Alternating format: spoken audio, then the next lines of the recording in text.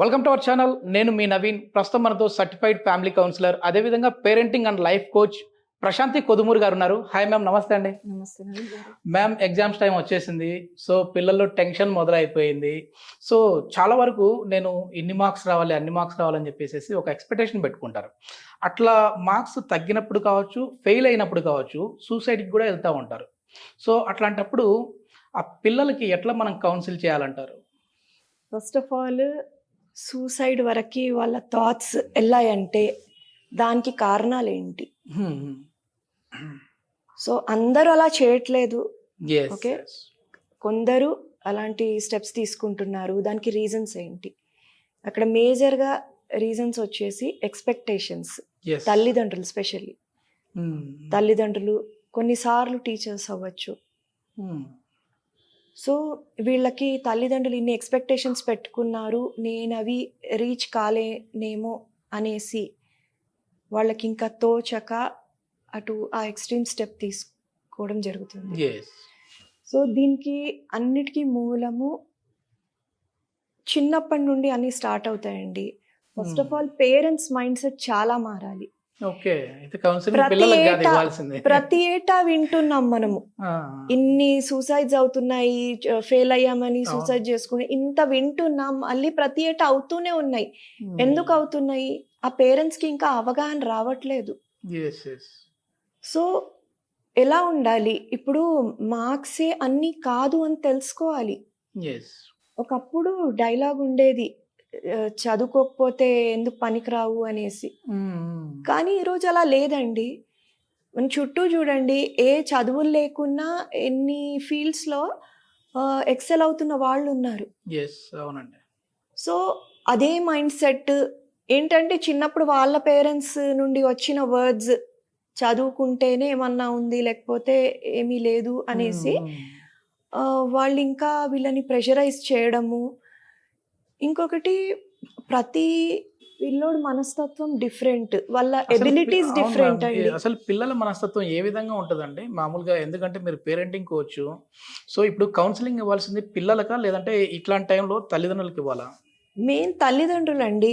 ఇప్పుడు ఒక అబ్బాయి సూసైడ్ చేసుకోవాలనుకుంటున్నప్పుడు నేను ఒక కౌన్సిలర్గా అతనితో మాట్లాడితే తనకి ఆ ఊరట లభించదు.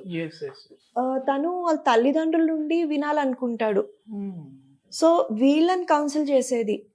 సో వాళ్ళు వచ్చేసి, మాకేం వద్దు బాబు, నీ మార్క్స్ అవసరం లేదు, మార్క్సే అంత అన్నీ కాదు, నువ్వు ఏదన్నా చేసుకోవచ్చు అనే ఆశ, వేరే భరోసా, వేరే డైరెక్షన్, ఎన్నో దారులు ఉన్నాయి, ఇది పోతే నువ్వు ఇంకా దీంతో జీవితం అంతం అయిపోలేదు, ఇంకెన్నో చేసుకోవచ్చు అని చెప్పే తల్లిదండ్రులు ఉంటే ఇలాంటి ఆలోచనలు అసలు రానే రావు కదా.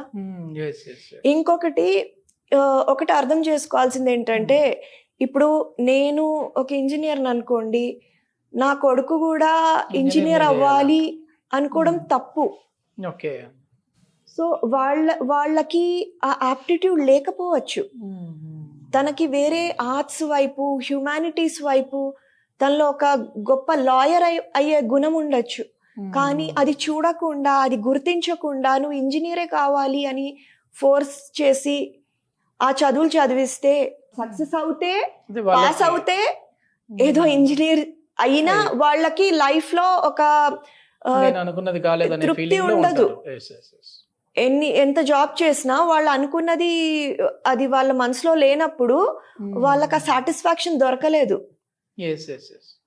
సో ఎంత పెద్ద జాబ్స్ చేస్తున్న వాళ్ళు కూడా, ఈరోజు నిన్ననే ఒక ఆవిడతో, పెద్ద ఆవిడ, తను ఒక పెద్ద సాఫ్ట్వేర్ ఇంజనీర్. సో నాకు ఎనర్జీ ఉండట్లేదు, మీటింగ్స్ చేస్తున్న ఎనర్జీ ఉండట్లేదు అని చెప్తుంది. అయితే నేను అన్నాను, నువ్వు చేస్తున్న చాలా పెద్ద పొజిషన్ అన్నమాట. సో నాకు ఎనర్జీ ఉండట్లేదు అంటే నేను ఒకటే అడిగాను, నువ్వు చేస్తున్న పని నీకు నచ్చుతుందా అనేసి.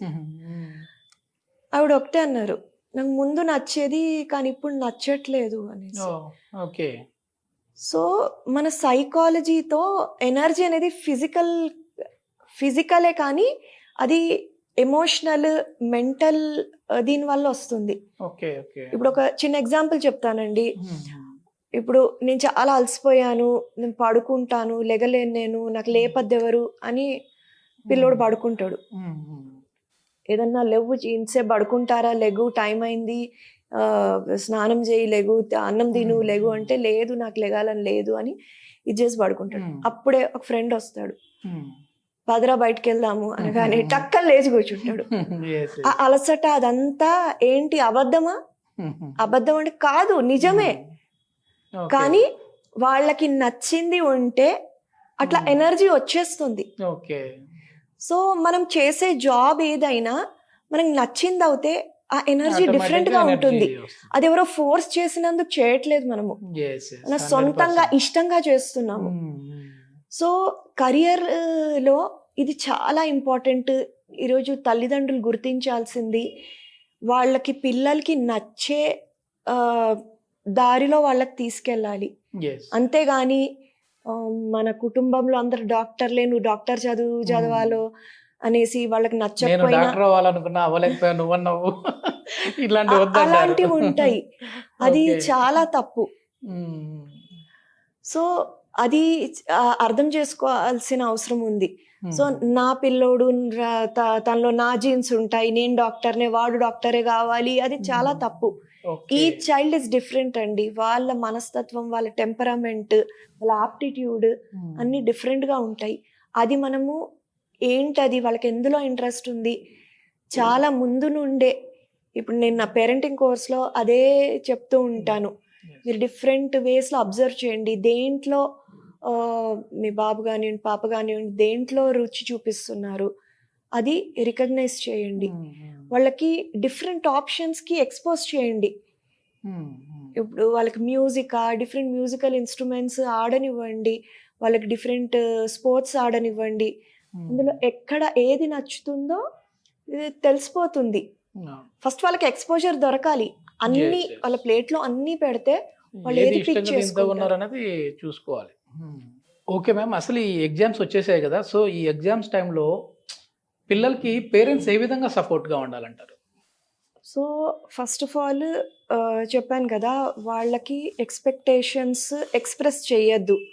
ఇన్ని మార్కులు తెచ్చుకో, అలా ఇలా ఏది మార్కుల గురించి మాట్లాడొద్దు. వాళ్ళ ఎఫర్ట్స్ పైన ఫోకస్ చేయండి. పక్కన వాళ్ళతో కంపారిజన్ వద్దంట. కంపారిజన్ వద్దు. వాడికంటే ఎక్కువ మార్క్స్ తెచ్చుకో, వీడికంటే ఎక్కువ కాదు, తెచ్చుకో, ఇట్లా ఇన్ని కాదు. మార్క్స్ కూడా కావాలి అనే సమయం కాదు ఇది. Yes, yes. సో ఇప్పుడు వాళ్ళు ముందే చదువు టెన్షన్లో ఉంటారు. అలాంటప్పుడు మీ ఎక్స్పెక్టేషన్స్ ఏమీ వాళ్ళ ముందు మాట్లాడొద్దు. అలాగే వాళ్ళు కొందరు పిల్లలు టెన్షన్ పడిపోతుంటారు చాలా, నేను రాయలేను, ఫెయిల్ అవుతాను అట్లా అనేసి. సో అలాంటప్పుడు పర్లేదు, నీకు ఎంత వస్తే అంత రాయి ఓకే అని చెప్పడము. నేను ఏమి అన్ను, ఎన్ని మార్కులు వచ్చినా ఏం పర్వాలేదు, నువ్వు ఎంత వస్తే అంత రాయి అని వాళ్ళకి ఓదార్చడము. అలాంటి సపోర్ట్ ఇస్తే వాళ్ళకు కూడా ఓకే, వాళ్ళు నాకు తక్కువ మార్క్స్ వచ్చినా ఏం ఎక్స్పెక్ట్ చేయట్లేదు, ఆ ప్రెషర్ పోతుంది. ప్రెషర్ పోయినప్పుడు వాళ్ళు మంచిగా చదవగలరు, ఇంకా ఫోకస్ చేయగలరు. మెయిన్ అదే అండి, అంటే మెయిన్ ఈ కంపారిజన్ అనేది కూడా చాలా ఇబ్బంది కదా మ్యామ్ పిల్లలకి. కంపారిజన్ అయితే అస్సలు చేయొద్దండి. పిల్లలకే కాదు, ఎవరికి మంచిది కాదు. నేను ఒక చిన్న విషయం చెప్తాను. ఇప్పుడు మీ పెళ్ళైంది కదా, సో సపోజ్ మీ భార్య అందనుకోండి, ఏమండి చూడండి, అతను చూడండి మీకన్నా ఎక్కువ సంపాదిస్తున్నాడు అంటే ఎలా ఫీల్ అవుతారు? అలాగే మీ భార్యకు పోయి మీరు అన్నారనుకోండి, ఆవిడ చూడు వంట ఎంత బాగా చేస్తుంది, అలా నేర్చుకో అన్నారు, మీకు పరిస్థితి ఏమవుతుంది? ఫస్ట్ ఆఫ్ ఆల్ కంపేర్ చేయడం వల్ల మనసు దెబ్బతింటుంది, తక్కువ చేసినట్టు అవుతుంది.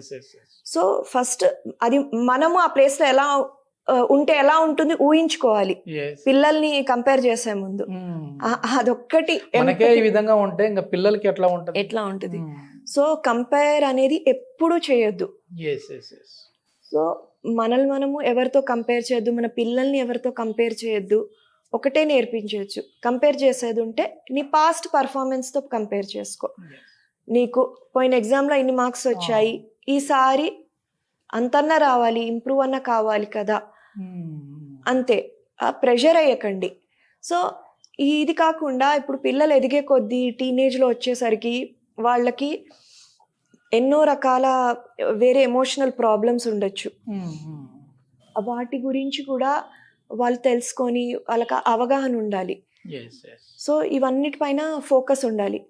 ఓకే, ఇది ఎగ్జామ్స్ టైంలో చెప్పదలుచుకుంది, ఎందుకంటే ఇప్పుడు ఏమీ ఎక్కువ చేయలేము.